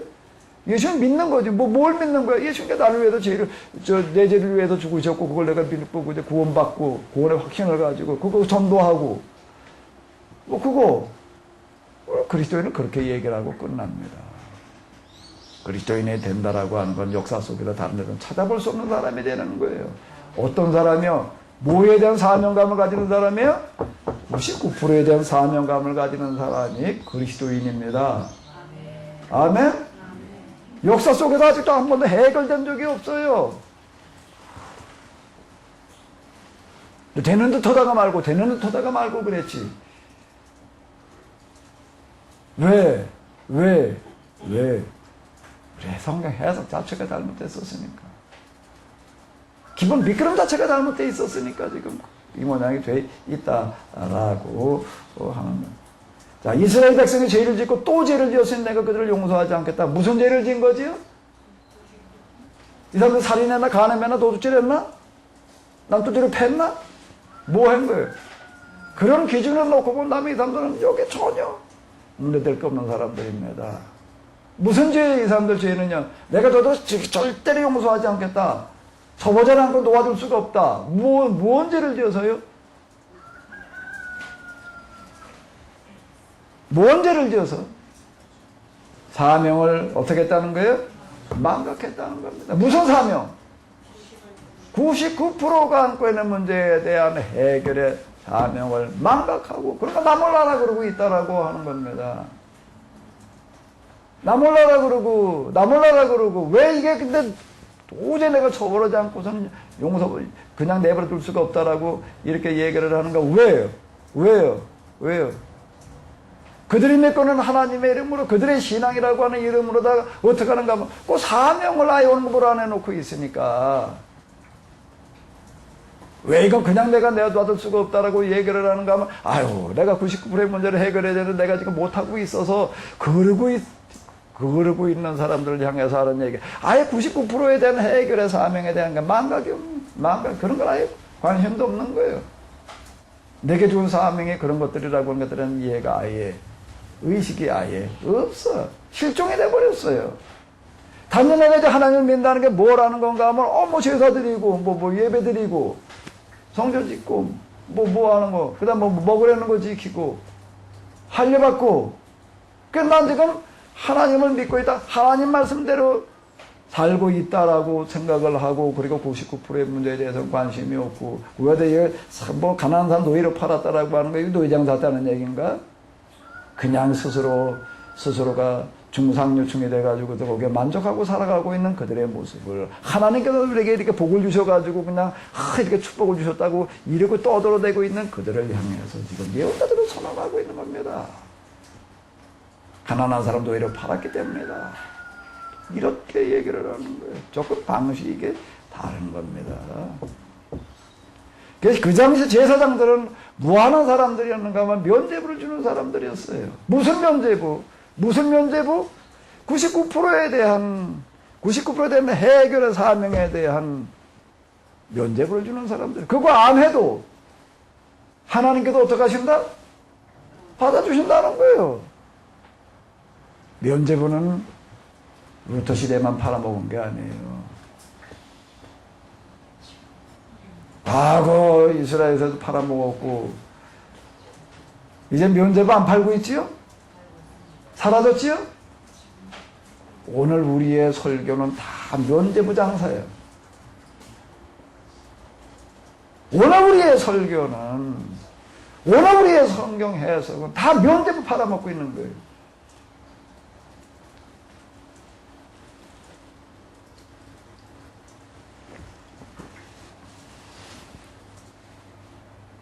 너무 극단적인 얘기라고 아마 여러분들이 느껴질지 모르지만 오늘 우리는 이미 기독교가 아닌 거예요.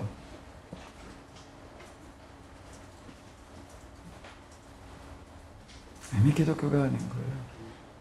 면제부 종교지. 그리고 99%의 문제에 대해서는 아무런 문제의식도 없이 난 구원받았다.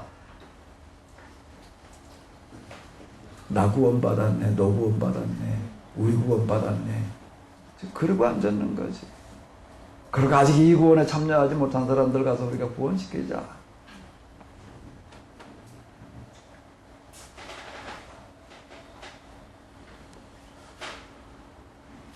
우리는 구원방주 올라타고 하나님 나라 가지요. 빵빵. 빵빵 구원 열차인가? 구원방주는 뚜뚱가? 뭐 그런 식이지 지금. 너도 여기 올라타라?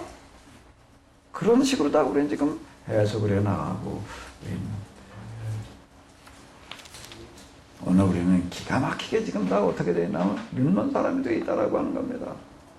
성경 그렇게 읽으면서도 성경을 얘기하는 설교 그렇게 들으면서도 보지를 못하고 듣지를 못하고 있는 거예요. 기가 막히게 지금 기가 막히게 못 보고 못 듣고 있습니다.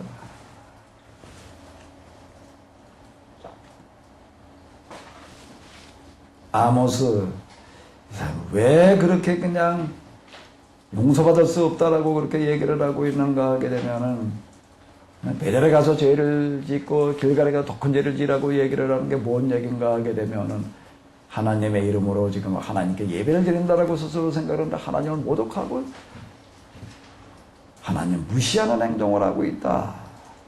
그날이 오면 하나님께서 우리를 건져주실 것이다. 주님께서 재림하시면 뭐 우리는 무슨 뭐 흰옷을 입고 뭐 공중부양이래나 공중부양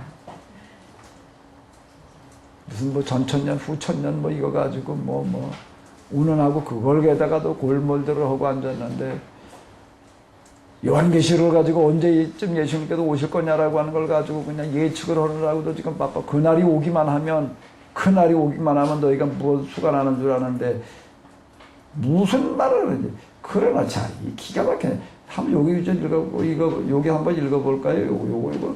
그러나 너희는 그 소리가 무슨 말인지 한번 더 읽어봐봐요. 그 뒤에도 그날은 빛과 영광이 아니라 어둠과 멸망의 날이 될 것이다. 사실은 오니가 똑같은 얘기. 아주 뭐 똑같다고 그래야 될 것 같아. 똑같다고 그래야 되나? 한술 더 떠야 된다고 그럴 것 같아. 한술만 더 뜨라? 오늘 우리가 하고 있는 걸 보게 되면 참 기막힌 얘기를 하고 있는 겁니다. 지금 기막힌 일들을 하고 있는 거예요. 지금 오늘 이 자리에 오신 분들은 그런 분 한 분도 안 계시죠?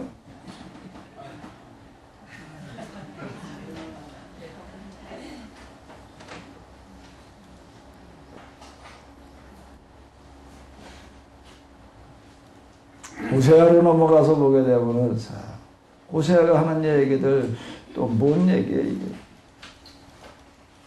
똑같은 얘기가 되는 겁니다.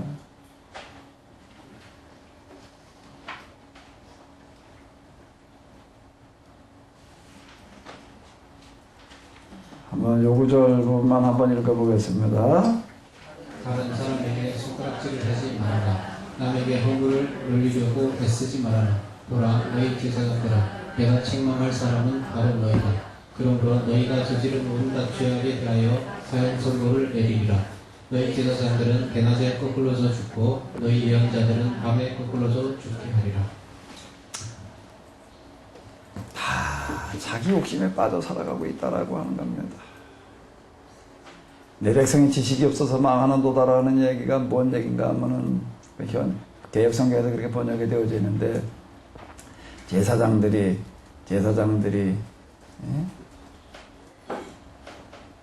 하나 말씀을 똑바로 가르쳐 주지 않아서 어떻게 된다는 거예요? 내 백성이 어떻게 하고 있다? 파멸의 길로 달려가고 있다. 자, 한번 또 다시 요구절 4장 6절 읽어보도록 하겠습니다. 너희 제사장들이 올바른 길을 가르쳐주지 않으니 내 백성이 파멸의 길로만 달려가는.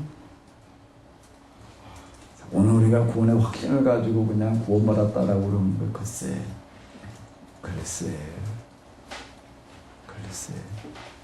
과연 구원이 예수님께서 이 세상에 오셔서 정말 대신 죽으신 그 구원이 겨우 그런 걸까? 겨우 그 정도밖에 안 되는 걸까? 그분이 하나님의 외아드님이라고 그러는데 하나님께서 외아들을 세상에 보내셔서 대신 죽게 하셔가지고서 구원에 이르게 하시는 구원이 겨우 그거겠어요? 예수님께서 십자가에서 나를 위해서 우리의 모든 죄를 짊어지고 돌아가셨어. 이제 그걸 믿기만 하면 어떻게 돼? 뭐가 된다고요? 제 용서함 받고 죽은 다음에 어디 간다? 겨우 그걸 위해서 오셨을까? 한번 어제 물어봐봐요. 겨우 성경에서 얘기하는 예수님의 사역이 구원사역이 겨우 그걸까? 겨우 그걸까?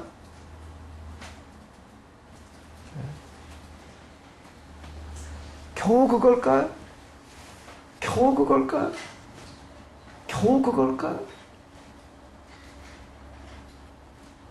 성경에서 얘기한 구원론이 겨우 그 구원.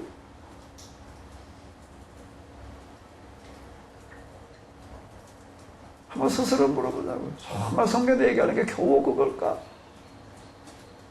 겨우 그걸까? 그걸 진리라고 그러는 걸까?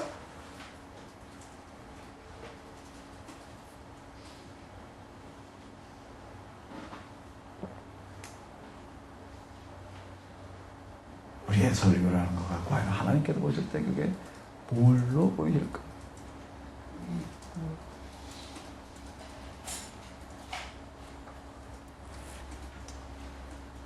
나는 제사를 원치 아니하고 뭘 원하노라? 나는 인애를 원하고 제사를 원치 아니하고 언제보다 하나님을 아는 것을 원하노라. 예수님께서도 인용하셨던 그 말씀이 되겠는데요. 호세아.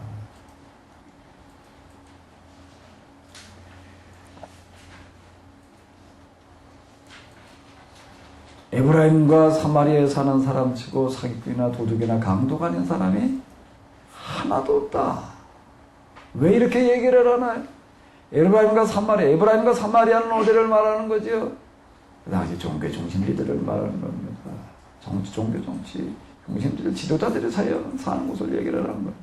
사기꾼이나 도둑이나 강도가 아닌 사람이 하나도 없다. 왜 이렇게 얘기를 하죠? 왜 이렇게 얘기를 하죠? 왜 사기꾼이나 도둑이나 강도가 아닌 사람이 하나도 없대? 왜? 다 어떻게 하기에 혈안이 되어야 되는 거예요? 저 살기 바쁜 거예요. 다 뭐 하는데 바쁘다고요? 저 살기 바빠요. 지도자급에 있는 사람들이 그 지위를 이용해가지고서 챙겨놓기 바쁜 거예요.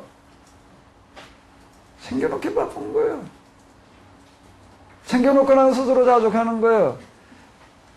예수님께서 얘기하시는 비유의 말씀들은 율법 정신에 기초해가지고서 그 시대의 지도자들을 지칭을 해가지고서 하시는 얘기. 어리석은 부자가 잔뜩 모아서 쌓아놓고서 뭐라고 얘기를 하는 거야. 아이고, 야, 이거 쌓아놓느라고 그냥 내가 그동안 내가 고생했다. 이제 그래도 모아놨으니 이제는 내장되는 말할 것도 없고, 언제까지? 내 자식들 대대로 먹고 사는데 이제 문제가 없다. 그 순간 뭐라고 얘기를 하신다고요? 야, 이 어리석은 부자야. 내가 오늘 밤 어떡할 텐데? 그 얘기가 뭐냐? 오늘 밤 내가 내 생명을 취할 텐데. 그렇게 생각하는 자는 이 세상에 단 하루라도 살 자격이 없다는 겁니다. 가치가 없다는 거예요. 히브라이즘에서 선언하는 이 말씀은요. 저 혼자나 살라고 발버둥 치고 있는 사람들은 더더군다나 하나님을 믿는다라고 뭐 하나님 운운하고 있으면서 아예 하나님을 모르면서 안 믿는 거 상관없는 사람들, 그건 언급의 가치도 없는 거고, 하나님을 믿고 있는 사람들 가운데에서 그러고 앉아있는 사람들은 그건 용서될 수 없다는 겁니다. 사기꾼이나 도둑이나 강도 아닌 사람이 하나도 없다라고 지금 이렇게 얘기를 하고 있는데, 하나님을 믿고 있으면서도 지금 그러고 있으니 그들은 여기서는 사기꾼, 도둑, 강도라고.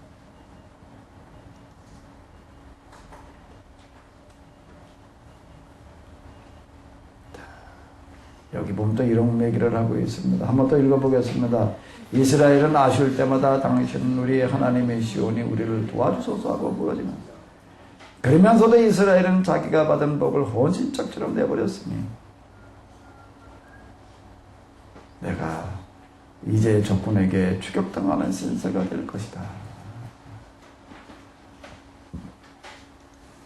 이스라엘의 사명이 뭐라고요? 무슨 문제 해결이라고요? 오늘 우리의 사명은 뭐예요? 오늘 우리 그리스도인의 사명은 뭐예요? 99% 문제하고 상관없지요? 상관없지요? 이놈 예수님 오면 구원받았는데 뭐 언제든지 그냥 천국 가지요? 구원에 확신이 있는 분이 한 분 없으신가 보네. 왜 우리는 구원파를 가지고서 이단이라고 얘기를 하는가 하면, 현실 문제와는 상관없이 구원의 확신이 나가지고 구원받았다라고 하는 것을 말하고 있기 때문에 이단이라고 그러는 겁니다. 그러면 구원파를 이단이라고 그러기는 우리는 뭔가? 우리는 몇 단이야? 구원파들이 구원 문제, 구원의 확신만 가지고도 구원받았다라고 얘기를 하기 때문에 이단이라고 그래요. 그러고 있는 우리는 몇 단이에요? 응? 정작 그들을 정죄하고 있는 우리는, 뭐가 나? 뭐 좀 나은가? 오히려 더 우린 진짜 구원받았다라고 생각을 하고 앉았지. 이게 참.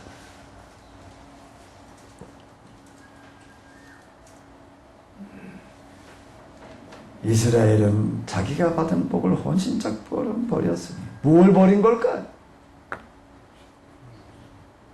이 얘기가 뭔 얘기예요? 예언자들 이게 보게 되면요, 놀랄 만큼 율법을 꿰뚫어 보는 사람들이에요.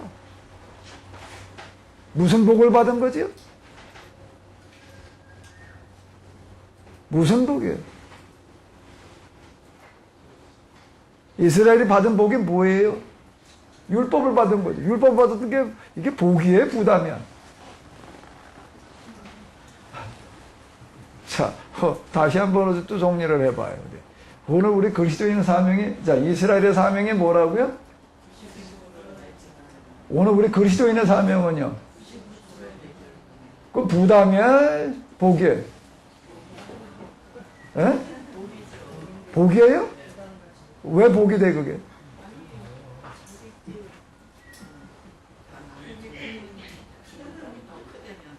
복을 혼신짝처럼 버렸대. 이스라엘. 자기가 받은 복을 혼신짝처럼 버렸대. 복을 버린 건가? 부담을 버린 건가? 이스라엘의 사명의 99%의 문제를 해결하는 것이다. 그리스도인의 사명은요,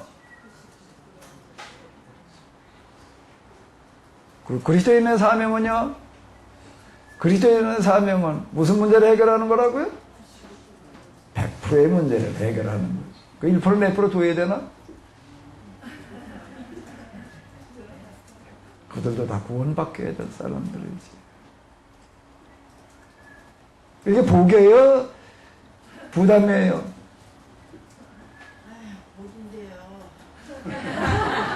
근데요,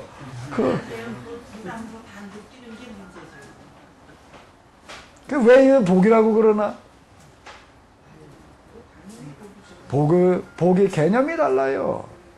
세상에서 얘기하는 복과 성경에서 얘기하는 건 복의 개념이 다릅니다. 왜 이걸 복이라고 얘기를 하는 거지? 사람들은 이렇게 얘기를 해. 뭐 인생은 뭐 고해와 같대나? 고해와 같다는 게 왜 고해와 같다라고 얘기를 하나?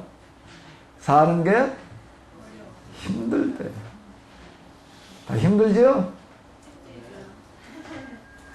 여기 계신 분들은 뭐 그런 분 한 분도 안 계시니까 뭐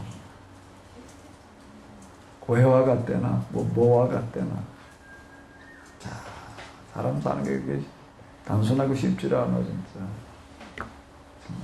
그런데 왜 이걸 복이라고 이스라엘은 자기가 받은 복이라고 율법이 자기가 받은 여기다 자기가 받은 복 율법을 얘기를 하는 거예요. 율법이 복이라는 겁니다. 왜 복이 되는 거지요? 혼자 살아가는 것도 허걱거리고 다 힘들어 죽겠는 판인데 그래도 고해와 같다라고 그러는 판인데 하나님께서는 뭐라고 얘기를 하셨기 때문에 내가 너를 통해서 어떡하리라? 이 99%의 문제 더 나아가 이 100%의 문제를 해결하리라. 그 얘기 속에는 뭐가 들어가 있나? 예수님께서 하시는 말씀 가운데 이 성경에 보게 되면 이런 말씀이 있습니다. 곡식 터는 소의 입에 뭘 씌우지 마라? 그러면 곡식 터는 소는 어떻게 하라고? 망을 씌우지 말라고 하는 얘기는 뭐예요? 먹고 싶을 때는 언제든지 먹게 하니 곡식 터느라고 하루 종일 죽으라고 그러고 있는데 입에다 망 씌워가지고 먹이지 않으면서 곡식 털라고 그러겠어요?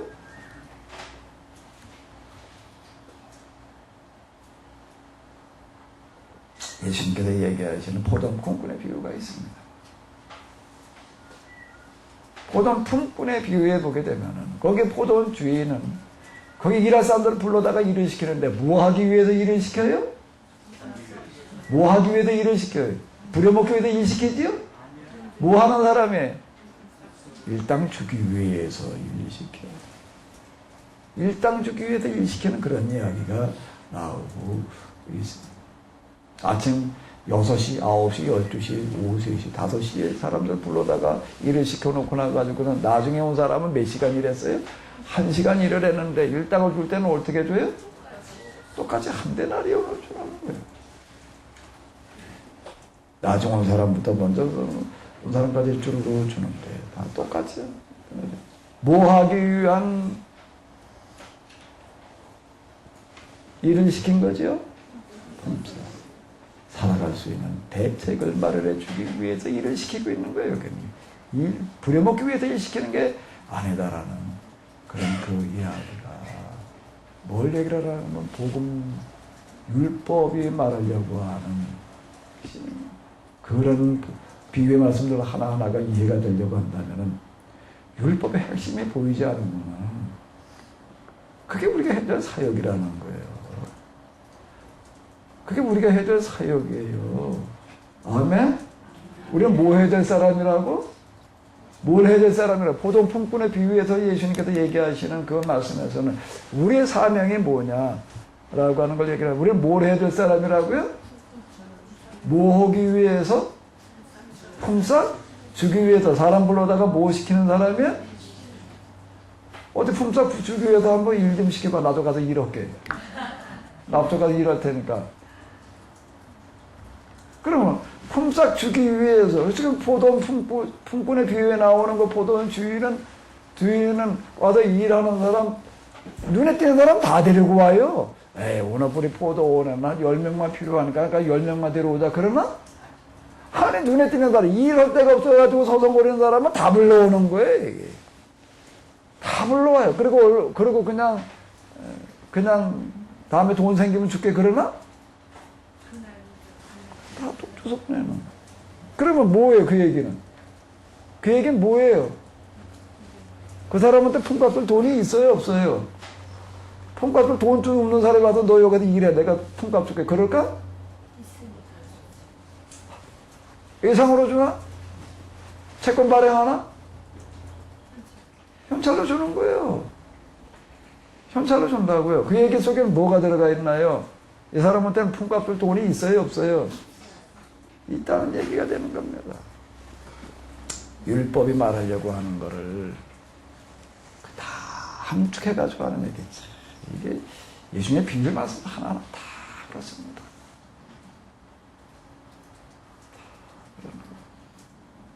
그 얘기는 뭐예요? 내가 너를 통해서 무슨 일을 하리라? 여기 포도원 주인과 같은 일을 내가 너를 통해서 하리라. 너로 하여금 세상에 일할 데가 없어가지고 먹을 게 없는 사람들, 집 없는 사람들의 문제를 어떻게 하리라? 해결해 주는 자가 되게 하리라. 자, 그런데 다시 한번 읽어봐봐요. 한번 읽어봐봐요. 이스라엘은 자기가 받은 복을 뭐처럼 버렸으니? 왜 복이 되는 거지요? 율법이 왜 복이에요? 복음은 복이에요. 그게 복음이라고 그러는 거라고요. 죽은 다음에 뭐 구원받는 거, 뭐 죄용서 받는 거, 우리 그래서 복음이라고 이렇게 얘기를 하고 있는데, 그 정도가 아니라. 여러분들은 여기 예수님께서 얘기하는 포도 품꾼의 비유에 나오는 일하러 오는 품꾼이 되고 싶어요? 품꾼 데려다가 일시키는 사람 되고 싶어요? 어떤 사람이면 좋겠어? 예? 이렇게 잘 아시네. 거기 그냥 가서 그냥 쭉 하고 일자리가 없어가지고 돌아다니다가 그냥 어떻게 하다가 한 년을 받아가지고 그냥 그러고 와서 쌀한대 빡. 옛날에 우리 뭐에서 봉지쌀에다가 뭐 있었어요? 낫장 연탄. 어떻게 들고 갔어요? 요즘처럼 무슨 비닐 봉지도 아니고 뭐예요? 새끼 오래미. 거기다 이만큼 이렇게 잘라도 밑에 묶어가지고 그걸 달랑달랑 들고 가는 거 많이 있어요. 그거 사진 좀 한 장 찍어 놓고. 그 사람 되고 싶어요? 아니면은 다 불러다가 일 시키고 한 대이나 주는 사람 되고 싶어요? 전혀 다 그냥 봉지쌀 들고 가는 사람 되고 싶은가 비래. 자, 이 얘기가 되는 겁니다. 내가 가서 그냥 네 혼자 해봐라가 아니라 어떻게 하겠다고요? 내가 너를 통해서 그 일을 하리라. 내가 너를 통해서 그 일을 하리라. 내가 너로 하여금 곡식 터는 소가 되게 하리라. 곡식 터는 소가 되고 싶어요? 아니면 저기 논바닥에 들어가서 쓰레질하는 소가 되고 싶어요? 쓰레질이라는 게 뭔지 아시나? 요즘에 논 모아낼 때가 돼가는데 푹푹 빠지는 고래논에 들어가가지고서 그냥 푹푹 빠져가면서 뒤에다가 뭘 끌고? 썰에. 논은 뻥뻥하게. 모내려면 다 멀렁멀렁하게 해가지고 멀렁멀렁하게만 해놓으면 되는 게 아니에요. 또 그 다음에 어떻게 해야 돼요? 흙덩어리를 다 부셔야 돼. 가는 거는 이제 숟가 갈아놓고 그 다음에 물을 입어넣고 그 다음에 이 딱딱한 돌을 흙덩어리를 다 부셔서 펑펑하게 해놔야 돼요. 그걸 뭐라고 그래요? 썰에. 그거를 그냥 끌고 그냥 그리고 썰해지라는 소가 되고 싶어요? 아니면은 곡식 터는 소가 되고 싶어요?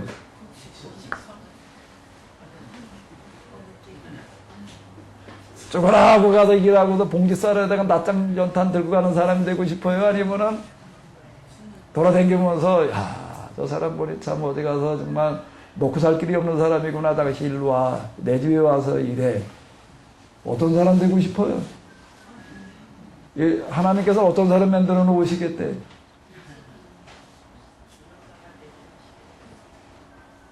주는 자가 받는 자보다 복되도다.